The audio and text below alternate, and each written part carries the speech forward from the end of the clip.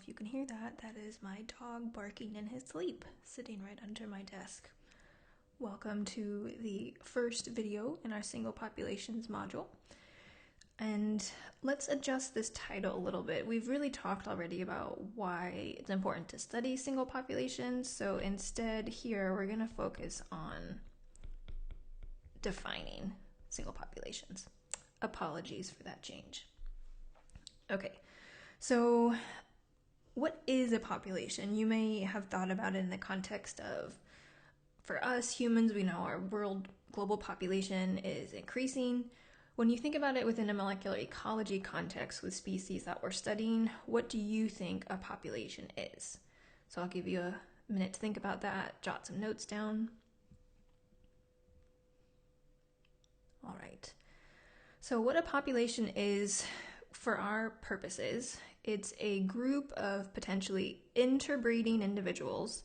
So there's three main criteria that I have bolded here. They're interbreeding individuals that belong to the same species, and they live within a restricted geographic area. So that's fine when we're talking about things that are sessile. So these are intertidal mussels. This is a picture I took in La Jolla. I don't think I've mentioned this, but my lab actually does do some work with mussels as well. We have some high throughput sequencing data sets that we've actually been analyzing. So this definition of interbreeding individuals that are the same species within a restricted geographic area, it works for some species, especially this restricted geographic area part. If we're talking about mussels that sit in one spot their entire lives, that works well. But can you think of any potential problems with this definition?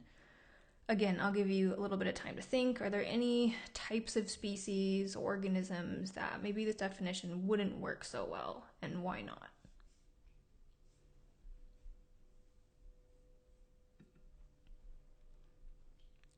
One of the potential problems with this definition is that it's really hard to apply to species that move around. So if they live in different groups at different times of the year, for instance. So on the left here is a hawksbill turtle. These turtles have different nesting sites versus where they are during the rest of the year when they're not, if they're females, laying eggs. On the right, we have a lot of birds, for instance, that have different breeding versus overwintering sites. And so when you're trying to define a population, well, what is their geographic boundary? Is it based on where they breed? Is it based on where they nest? Is it based on where they feed? How do we define the populations in that sense? So this definitely complicates that definition of what is a population. Another potential problem with this definition of populations is that if you have seeds in diapause, diapause means delayed development. If you have seeds in diapause, which means essentially you have plants that produce seeds, they live in the soil and they wait to germinate until conditions are favorable, for instance, that fact of seeds being in diapause can actually lead to us underestimating the population. So if we're only looking at the actual trees, we might underestimate the seeds. So a seed soil bank under the surface, under the dirt, is really common and a really common way for plants to kind of give an insurance policy against future potential changes that might happen. Again, they can make those seeds and the seeds won't germinate and grow until they know conditions are favorable. These seed soil banks are actually really important for recovery from disturbances like fires. So all of the fires we've been experiencing here, unfortunately, the seed banks under the surface are going to be really important for having regrowth of those areas. But again, if we're only focusing on the trees, we might lead to underestimates of the population because we might not catch those seeds in diapause. Another potential problem with this definition of populations, specifically in terms of the limited geographic range portion of it, is that many population boundaries are not affected by the population itself, but by intermediate species. So if you think about something like a plant, like a cowpea. I don't know if that's what cowpea plants look like. I don't think so, but I think they might be purple. But those particular plants are pollinated by these guys, the carpenter bees. So you can see all the pollen on this little carpenter bee's back. And so the population boundaries for the cowpea flowers really are dependent on the bee and how far the carpenter bee goes. They've actually done some studies where they radio tracked carpenter bees.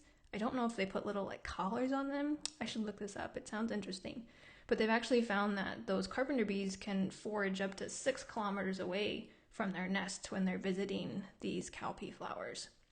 So these strict geographic boundaries can be a problem when we're thinking about defining populations.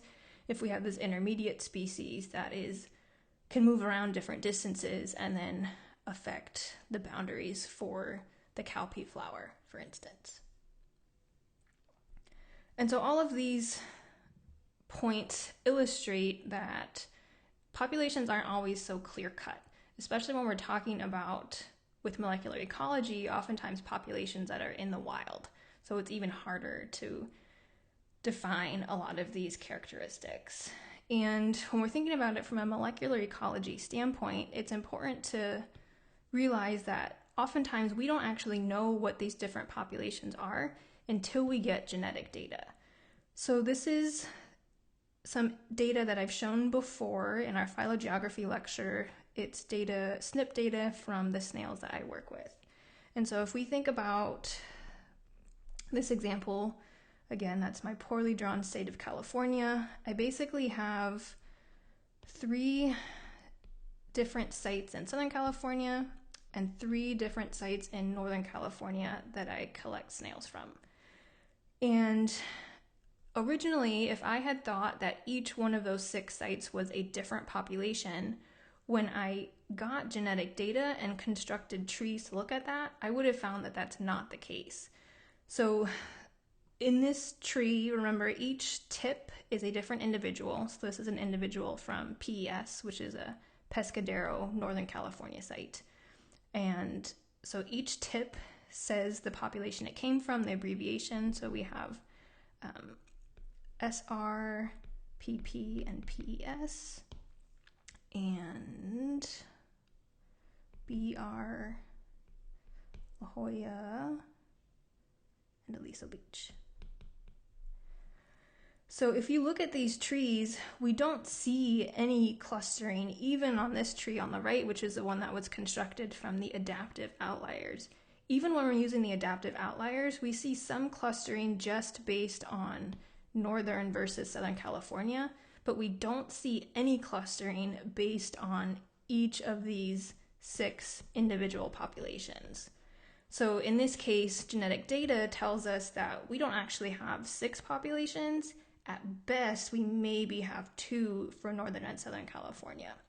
So when we're talking about populations, just keep in mind, especially in the context of our molecular ecology class, that oftentimes how we're defining populations really needs to be incorporating genetic data, and that might revise the boundaries of our populations.